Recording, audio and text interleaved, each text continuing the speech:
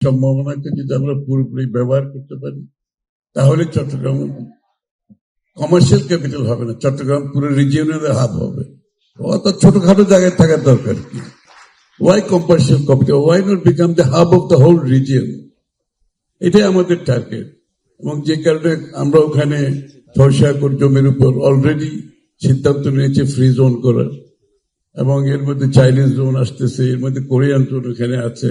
এখন আমি জাপানিজদের বলতেছি তোমরা একটা জোন করো।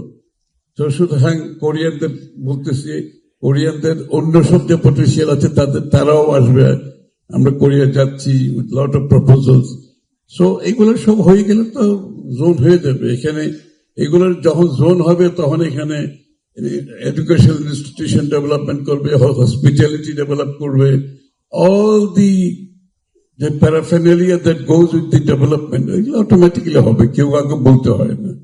এবং চট্টগ্রাম এয়ারপোর্ট দেখবেন যে will be more busy airport than Dhaka airport one day, who নোস।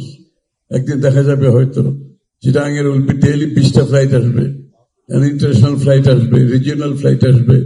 এগুলো ডেভেলপমেন্টের একটা বিভিন্ন স্টেজে এগুলো হতেই থাকবে। তো আমরা যে প্রজেক্টটা নিয়েছি এশিয়ান ডেভেলপমেন্ট ব্যাংকের সাথে, it is a big ambitious project.